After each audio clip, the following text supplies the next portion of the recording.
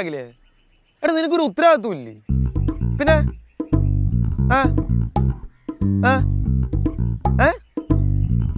എടാ ഞാനും ജോമോനും ഇവിടെ കുറെ നേരത്തെ പോസ്റ്റാ.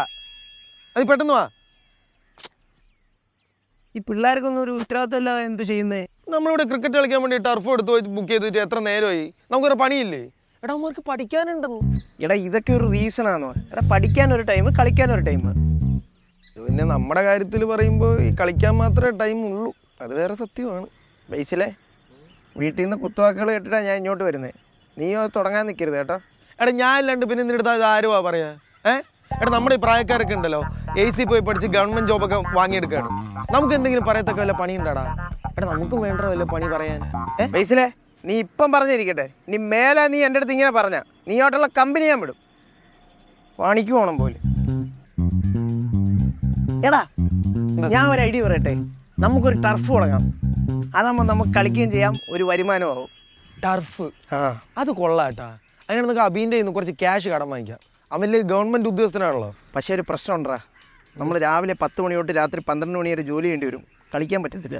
ഇപ്പൊ ഗ്യാപ്പില്ലേ? ഇല്ല, കളിക്കാൻ ഒക്കത്തില്ല. അയ്യോ അങ്ങനെ പറ്റില്ല. ദിവസം 3 മണിയാകുമ്പോൾ ഫ്രീ ആവണം. അങ്ങനത്തെ പണി മതി, ഇല്ലാത്ത പണിയൊന്നും നമുക്ക് വേണ്ട. ടർഫ് വേണ്ട. നമുക്കൊരു കോഴിക്കട തുടങ്ങാം. നിന്റെ പേര് വിടാം, ബേസിൽ കോഴി. ജോമാൻ കോഴിന്ന് ചേരും. എന്താ അതിനും കുഴപ്പമൊന്നും ഇല്ലല്ലോ? അല്ലടാ, അല്ലാതെ തന്നെ എല്ലാവരും എന്നെ കോഴിയെന്ന് വിളിക്കുന്നത്. ഒന്നും വേണ്ട. നമ്മളെന്ത് ചെയ്യുന്നേ? നമുക്ക് എയ്സിൽ പഠിക്കാൻ പോയല്ലോ.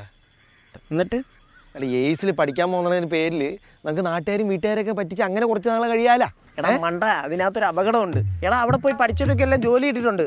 നിന്റെ കൂട്ടുകാരെ അഖിൽ പോയി പഠിച്ച്, അബി പോയി പഠിച്ച്, മറ്റേ ചോട്ട് പോയി പഠിച്ച്, ഇവർക്കെല്ലാം ജോലി കിട്ടി. അത് ശരിയാവത്തില്ല. നമുക്ക് ജോലി കിട്ടിയാലോ?